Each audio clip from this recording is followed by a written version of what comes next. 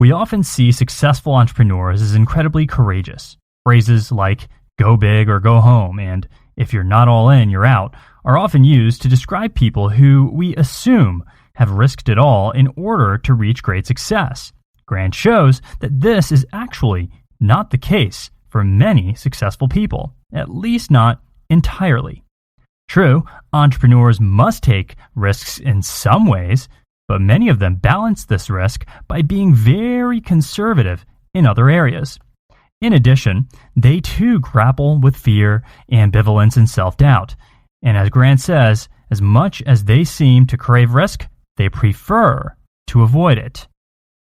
It's a common assumption that many entrepreneurs quit their day jobs and devote themselves entirely to building their business, risking starvation and homelessness before making the big times. In reality, though, many of them stayed in their day jobs for years after their companies were already becoming successful and were more likely to succeed in the long run versus those who quit their jobs early to focus on their growing businesses. The creators of Apple, Google, eBay, and Warby Parker, as well as the guitarist for Queen, musician John Legend, and author Stephen King, all kept their day jobs long after they began seeing success in their creative ventures. In fact, not only does keeping a day job give an entrepreneur security during a risky venture, it can also ensure that the product that goes out has been polished and tested before hitting the market. Keeping a secure day job can provide a chance to take greater risks during startup, as did the online eyeglass company Warby Parker.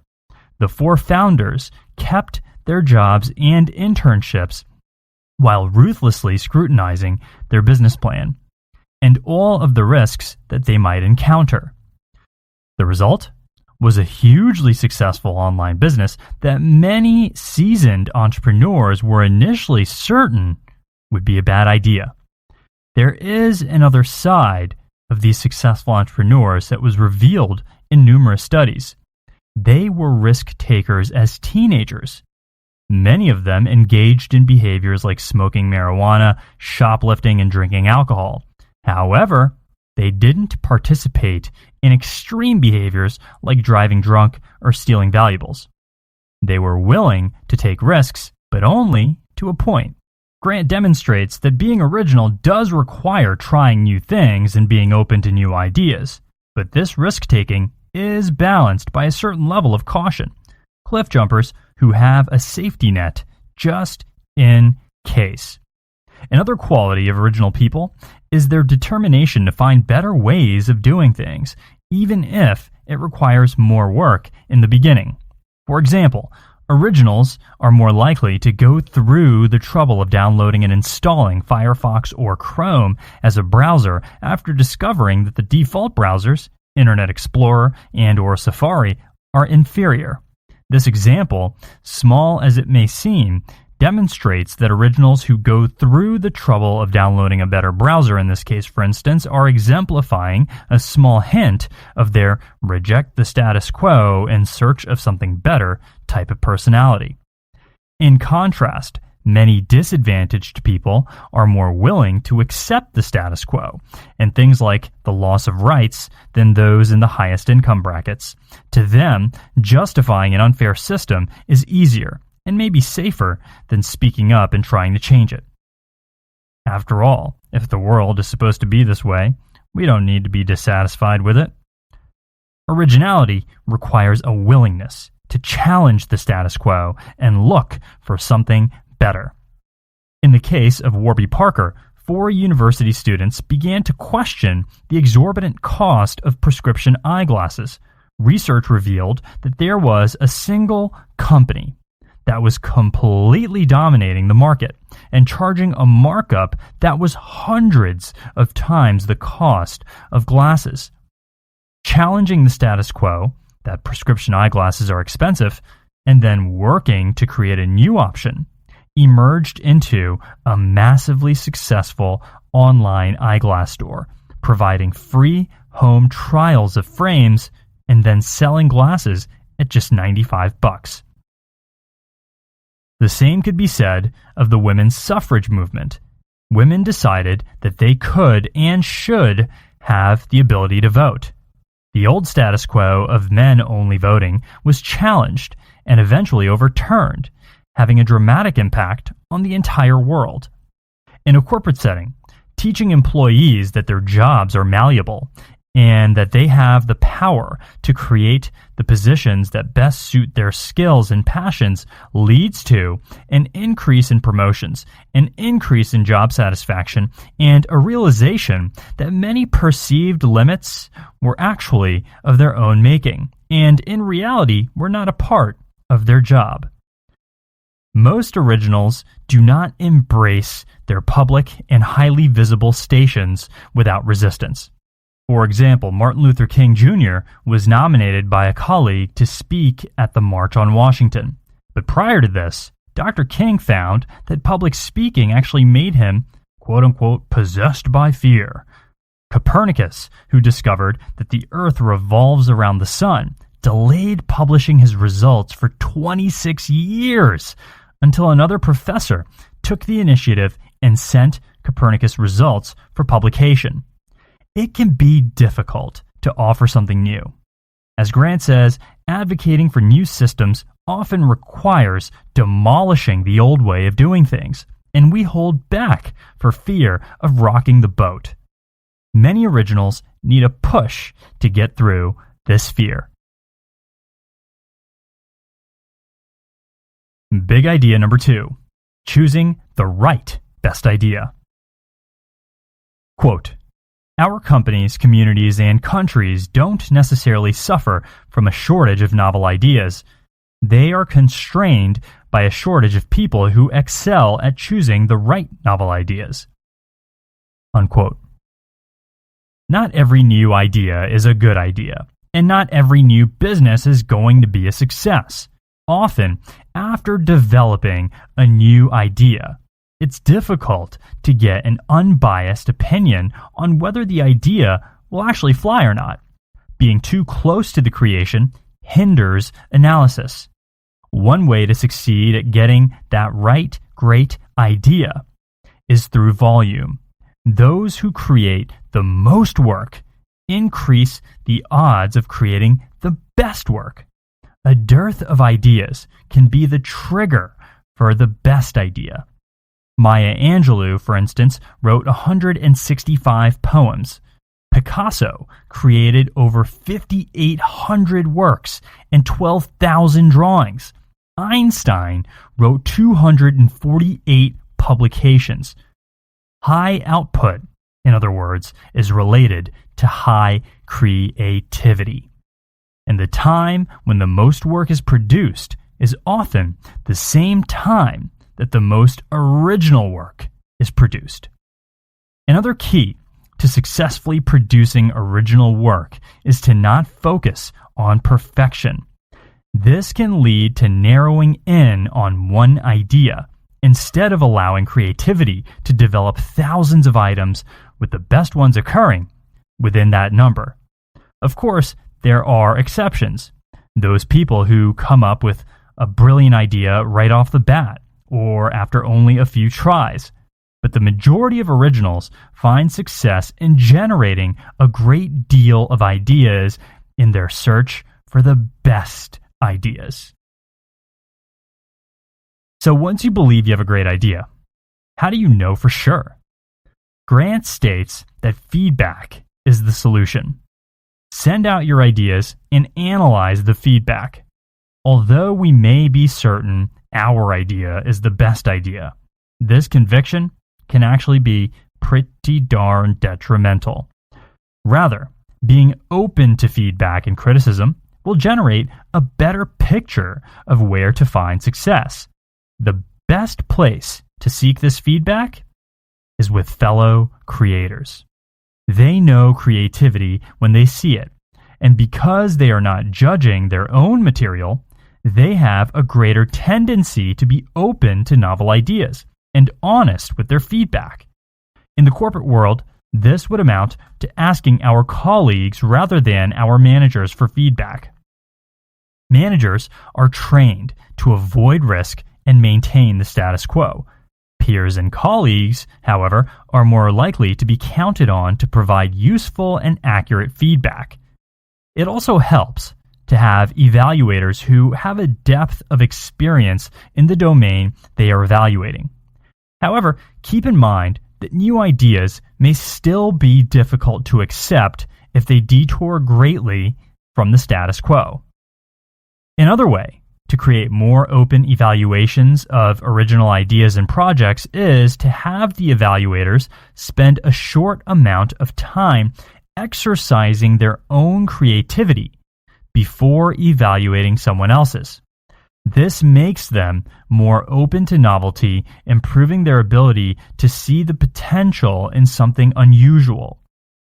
Even scientists can increase their odds at winning a Nobel Prize by using creativity. A study showed that winners were dramatically more likely to be involved in the arts than less accomplished scientists. The greatest amount of them were active in the performing arts as actors, dancers, and musicians. In the area of successful businesses, entrepreneurs are more likely to have creative hobbies in addition to their ventures. These studies underlie the importance of openness, a tendency to seek out novelty and variety. Creativity can also be enhanced when people immerse themselves in other countries and cultures. The keys to this development are working in the new country, greater diversity between the home country and the new country, and the amount of time spent in the foreign country. When it comes to our ability to evaluate others, Grant suggests a general avoidance of relying on intuition. Rather, he suggests analyzing the facts and looking beyond an impressive presentation to explore the actions and plans that are designed to make a product or idea succeed. A passion for creating an item is different from a passion to create a company and make an item a commercial success. It's less a question of if someone has been successful and more a question of how they have been successful. It's also helpful to undertake critical analysis of our own ideas. Find out what might not work and develop solutions based on feedback. Encourage openness. Allow everyone to give their suggestions and critique, and allow everyone to access this information. Big idea number 3. Speak up in the right time and in the right way. Quote, "The goal is to explain how we can all reduce the risks of speaking up and gain the potential benefits of doing so." Sharing an idea is essential to its acceptance. Speaking up is part of being original. But if speaking up is done in the wrong way, or if the timing is wrong, it can not only jeopardize a project, but relationships and future opportunities as well. In order to have favor when speaking, you need to have status. That is, when you are respected and admired, rather than power. That is, when you are exercising control or authority over others. It may take time and effort to earn this status, but it will give you the open, listening audience that you need to have for your message to be heard and embraced. Another way to gain credibility and an actively listening audience is to be negative, believe it or not. Presenting the opposition to your ideas and showing the negative aspects can demonstrate to your audience that you are taking a balanced look at your options and understand your own shortcomings. This tends to immediately generate more credibility. It shows that you're willing to be honest about your product and that you can be trusted. A presentation that is all sunshine and roses actually sounds too perfect to be believable, and the audience will either tune out or begin establishing their own negative evaluation. Bad, very bad. Rufus Griscom, when promoting his company Babbel, discovered early on that the advantages of pitching the negatives of his company were hugely advantageous to his company. His pitch to Disney included the slide, "Here's why you should not buy Babbel." And then he presented an honest evaluation of what wasn't working at Babbel. Disney ended up buying Babbel for $40 million. Showing Disney the why nots enabled them to focus on the positive, because the negatives had already been established, and they were unable to provide further reasons the company should not be bought. Ideas are also better received when they are presented in small amounts and with frequency. The more novel the idea, the better it is for the audience to be permitted to slowly become comfortable with it, and then, eventually, accept it. Even giving a delay between the presentation and the evaluation process can encourage acceptance of an idea. In addition to timing, choosing your audience is important, but Grant suggests quite a different approach in this specific area. He advises avoiding the people who are most likely to be agreeable and instead seeking out those who are known for originality and for criticism. The originals will be more open, and the critical ones who challenge our ideas will generate more thought and develop our advocating skills. In a hierarchy, the top level and the bottom level are your best bets for an audience. The top are more likely to feel the freedom of expression. The bottom have less to lose from being open and honest. The middle, however, is the one you need to avoid because they have the most to lose. They have struggled to reach the middle and fear recrimination if they speak against the status quo. Even if you've reached top-level success, your message and ideas will have a more welcoming audience if you approach those above and below you instead of the middle management. Minority groups especially benefit from earning status before promoting their message. Big idea number 4, start procrastinating. Quote, "But surprisingly, as I've studied originals, I've learned that the advantages of acting quickly and being first are often outweighed by the disadvantages. It's true that the early bird gets the worm, but we can't forget that the early worm gets caught." Unquote. It certainly goes against conventional wisdom to suggest that procrastinating can lead to a successful venture. But when it comes to creativity, as well as building a product or idea, putting things off can make things better. Delaying can give you the time to evaluate your options and to mitigate risk through carefully thought out choices. It's got to be noted, though, that procrastination isn't about doing nothing.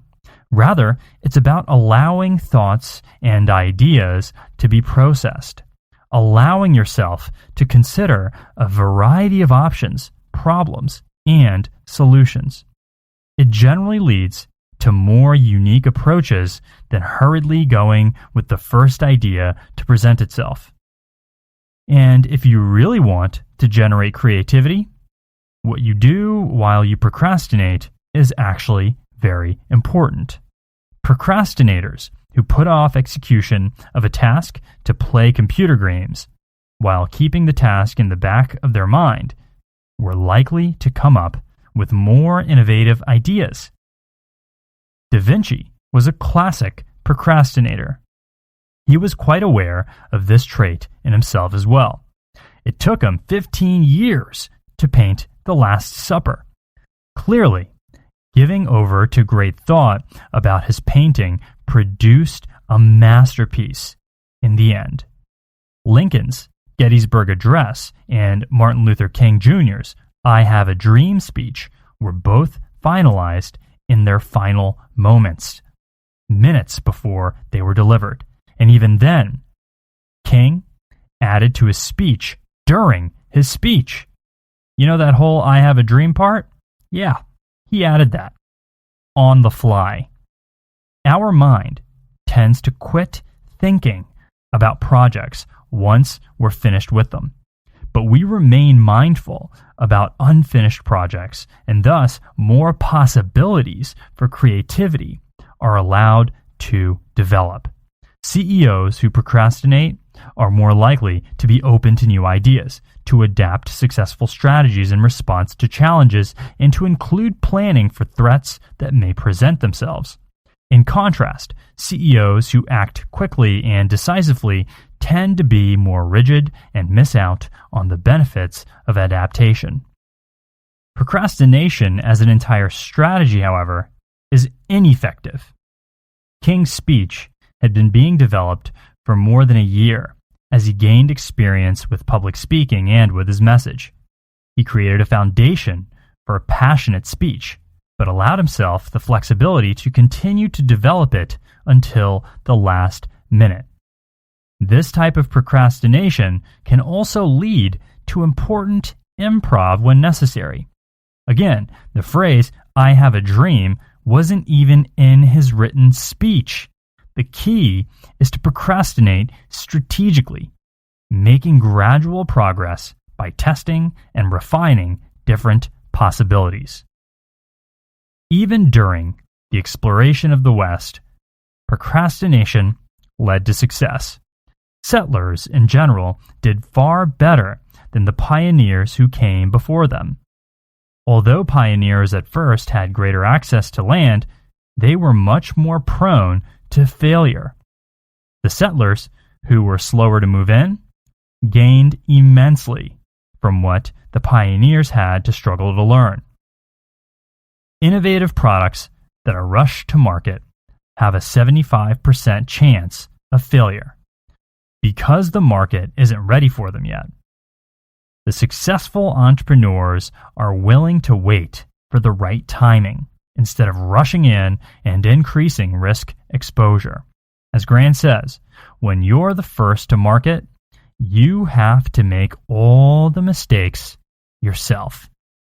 If you still plan to be the first to market, Grant suggests your success is increased by having patented technology or a strong network waiting for your product. Big idea number 5, forming a great alliance. Quote, "To form alliances with opposing groups, it's best to temper the cause, cooling it as much as possible. Yet to draw allies into joining the cause itself, what's needed is a moderately tempered message that is neither too hot nor too cold, but just right." Unquote. Grant presents a variety of ways to create a great alliance. Singing together can help a group of strangers work more effectively together. Working together in the same ways, even when their reasons for working together are different, can help people find common ground. However, this only works up to a point. A group still needs to have enough variety in methods so that members can learn and grow from each other. Sharing the same feelings with someone else, whether they are positive or negative, can make people feel closer. Alignments between groups are more likely when one group enjoys a slightly higher status than the other. Bringing new ideas to a group can enhance its ability to survive and thrive. Lack of innovation does not attract progress. When a message as a whole is rejected, an alliance can be established by giving each member just enough information to successfully accomplish a small piece of a radical idea. As they see success and join in the success of the other parts, the radical idea becomes more acceptable, and those who may have been ardent opposers are now passionate supporters. Sometimes a message needs to be toned down so that it's palatable to the audience. This is similar to the foot in the door sales technique. Having a buyer commit to a small purchase will increase their willingness to subsequently agree to a larger purchase. Coalitions, Grant says, often fall apart when people refuse to moderate their own radicalism. Another strategy is to cut out the frenemies. People who are on our side one day and against us the next day are toxic to success. Finding your true enemy, the one who is guaranteed to tell you why your idea won't fly, is the better choice. First, this person will give you a perspective that you may not have considered before. Second, a former enemy who now believes in your product is the best spokesperson. People will be more accepting of your plans if you include the familiar with the unique. Suffragists gained ground when they engaged opposers in the familiar idea of protecting the home. In this area, where women are already in acceptable positions, the suffragists showed that protecting the home benefited the temperance movement, and they found a powerful ally. Grant summarizes the strategies for forming an alliance with two salient points. Present your ideas in a way that others see the benefit to their own values, and reframe your ideas to appeal to your audience. Big idea number 6, the original family tree. Quote, birth order doesn't determine who you are. It only affects the probability that you'll develop in a particular way. Although firstborns tend to be more dominant, conscientious, and ambitious, laterborns are more open to taking risks and embracing original ideas. Firstborns tend to defend the status quo. Laterborns are inclined to challenge it. Unquote. Most people will expect that later-born children are more likely to be risk-takers and less likely to adhere to the status quo. In general, studies support this. When parents are dealing with these children who are exhibiting rebellious behavior, they have two choices. 1, give them some freedom and safety to express themselves, or 2, rein them in to the point that they have no freedom and fight it. So how can parents channel this tendency to rebel without putting their children and others at risk? Grant suggests using reasoning along with discipline. Instead of stating right and wrong, explain why something is that way and how actions impact others. Often, children who become strong advocates for the disadvantaged were raised by parents who emphasized family values and character development over punishment and control.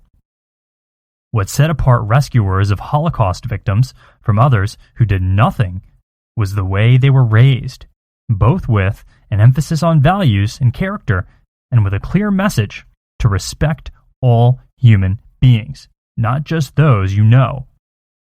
Carefully chosen words can help raise children who will behave admirably as adults. The difference between asking a child not to cheat and asking a child to be a cheater can make all the difference.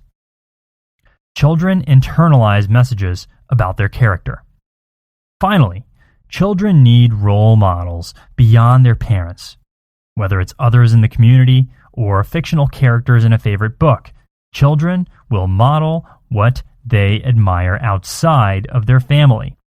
It is possible that the Harry Potter series will influence an entire generation of children to have empathy for marginalized groups as they felt empathy for Harry when he was discriminated against.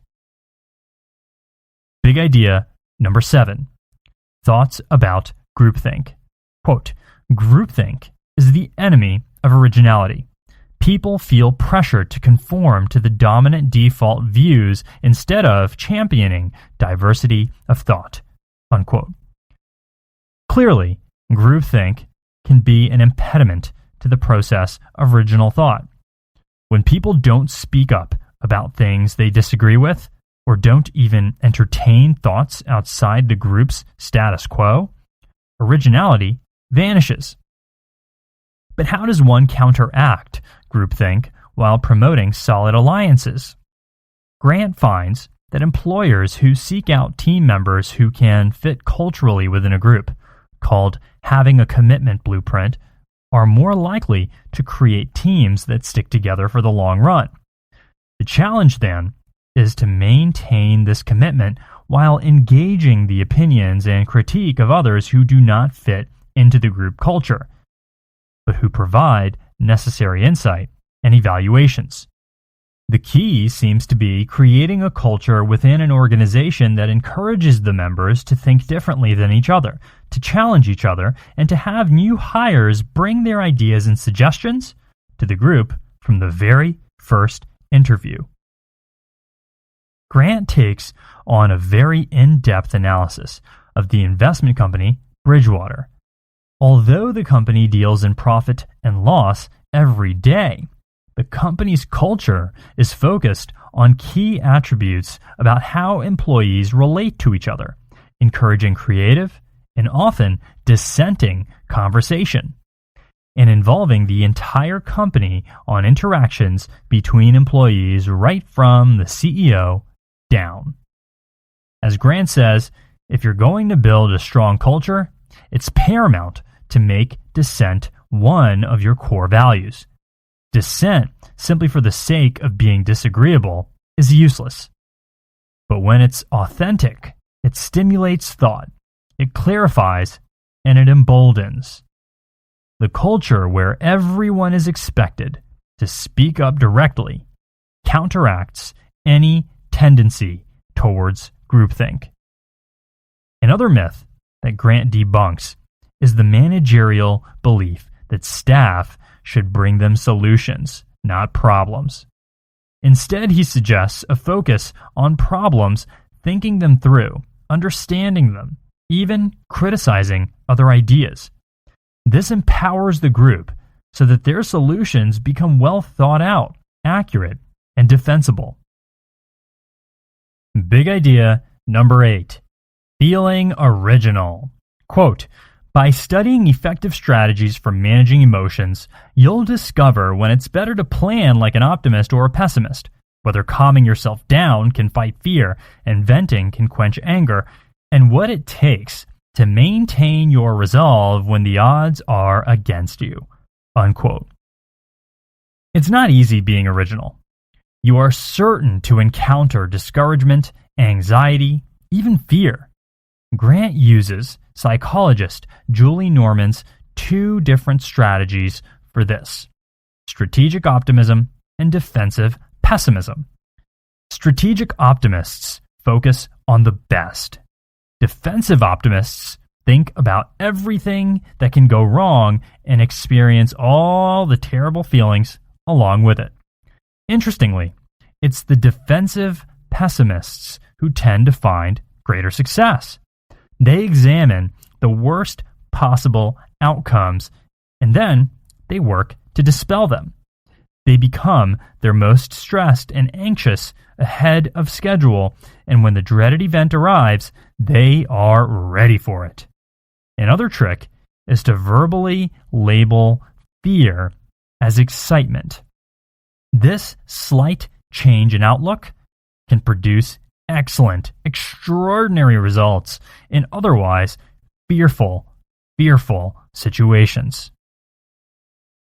Fear can also be transformed by humor. A feared dictator can be reduced to manageable size with the right caricature or mimicry. As Grant says, it's hard to be afraid of speaking up when you're laughing at the target of your rebellion. Method acting or deep acting can also help deal with fears. The absorption into a character can change the actor's feelings, even their fear.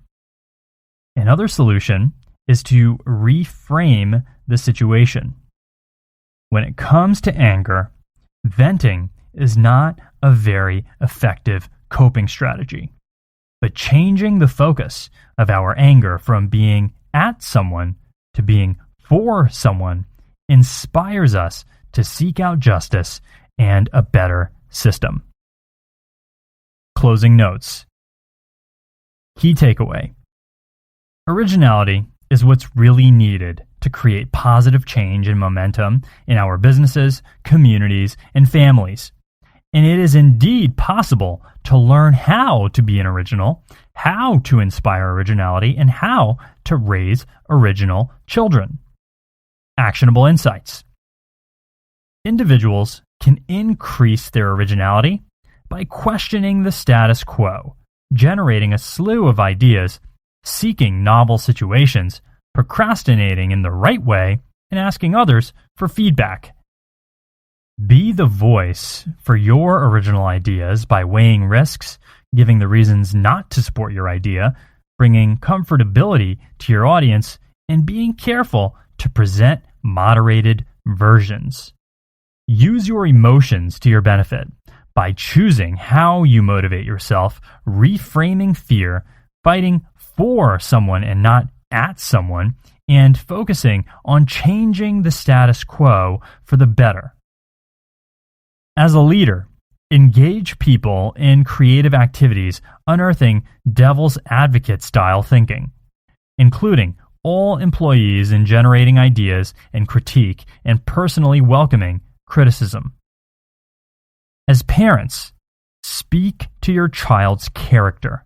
Look to their role models, focus on family values instead of rules, and enable children to see how others are impacted by actions.